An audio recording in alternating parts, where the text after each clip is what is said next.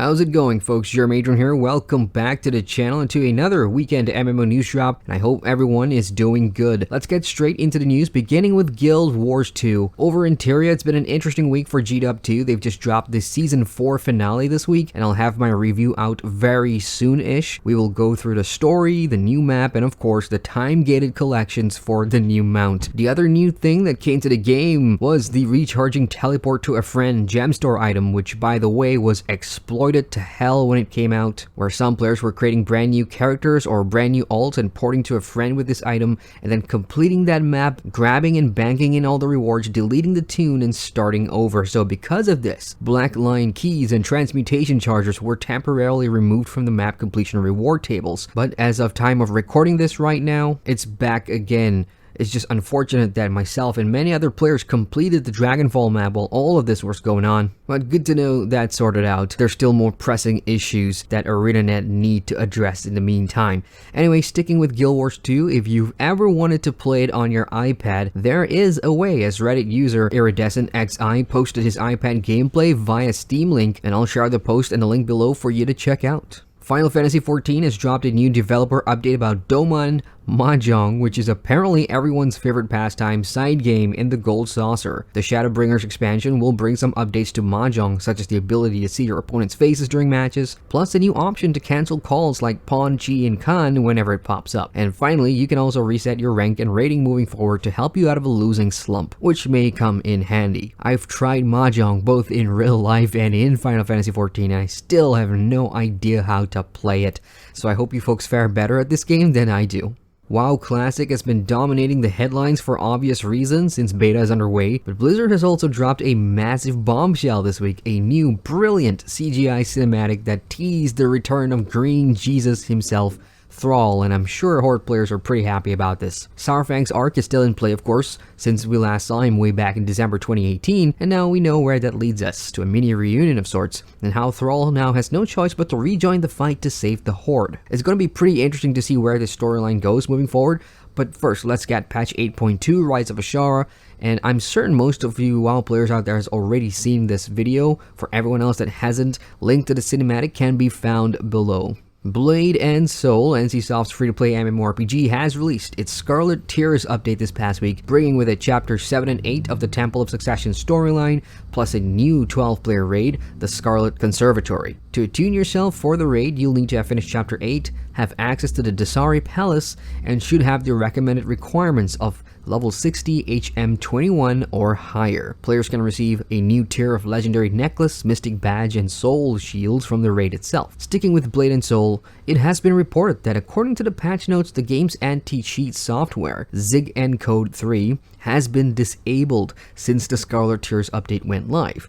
To those unfamiliar, 𝒂𝒄3, I'm not even sure if I'm pronouncing that right, is a pretty controversial software that many Eastern MMORPGs use for anti-cheat measures, and it's notorious for being very invasive. It's also under scrutiny from security analysts in the past few months. Whether or not Blade and Soul will replace it with something else remains to be seen. Ascent Infinite Realm is getting ready to open up a second persistent closed beta front, and this time it's for South Korea. Players interested can apply between May 29th and June 16th on the official Korean website. Note access to this Korean closed beta has been given out in the past, almost 2 years ago in fact, from a G-Star promo. Anyway, if the developers Bluehole have learned anything useful from the Thai closed beta going on right now, we can only hope that whatever the feedback was received there is being put to good use for the game. Also, this is great news overall, since pieces are definitely moving, and therefore we should hopefully be hearing more about the Western version and its progress.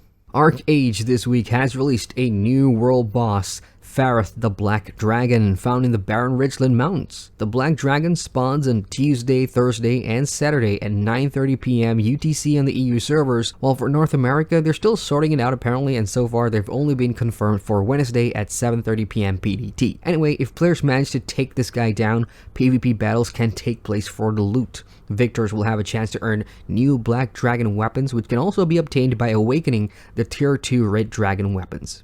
Now, if you like checking out non-conventional MMOs, you might be interested in Mad World, a 2D isometric post-apocalyptic game for the PC, which features a unique hand-drawn and gritty art style. Developers Jandisoft are planning to hold a second alpha test beginning May 22nd that you can register for, link pinned below. Whilst offering PvE rating, commanding strategy, dynamic boss encounters, competitive PvP environments, and other characteristics widely accompanied in traditional MMOs, the development of the game will put a core focus on combat and massively multiplayer experiences. In contrast, Mad World's grim, dark setting, gameplay, and narrative seek to rediscover the emotional experiences in MMOs. So if you want to give it a shot, sign up for the alpha and check it out. A new update is coming to Nexon's MapleStory 2's Western version called Awakening. Launching on the 30th of May, Maplers can expect job ranks, which introduces a new skill tree for each job at level 60, with new powers and special bonuses unique to each job. There's also the new Striker class, new challenges in the form of dungeons and chaos raids, plus the Eye of Lapenta that will introduce a new gear progression system with Lapen shards, letting you upgrade your gear with these powerful new gems. Throughout the next week until release, Nexon will be having several live streams on Twitch to go through each of the update features, so be sure to tune in when it happens for all the info. Last but not least, let's talk about SEGA. News sites are reporting that SEGA's financial documents last quarter has revealed that the Japanese publisher wants to invest heavily in online games, specifically in MMOs, and definitely for the Western market. This includes more focus on online console titles and a big MMORPG project for Japan, which has a reported budget of around 10 billion yen or $90 million. Whatever it is, best of luck to these SEGA projects, as MMOs are pretty brutal to get into. It's a ruthless market, but I'm all in for quality MMOs down the line, so bring it on. And that's all I've got for now, folks. Busy week for me so far, as I'm working on 2 reviews at the moment, plus anticipating ESO's Elsewhere chapter dropping in a day or so. So if there's news for a game that you play which I didn't cover here, please do share it with us in the comments below, and let's keep each other in the loop. Hit the like button for the love of MMOs, and feel free to subscribe to the channel for more videos and get notified on all my latest uploads. Once again, I'm Adrian, and I thank you for watching.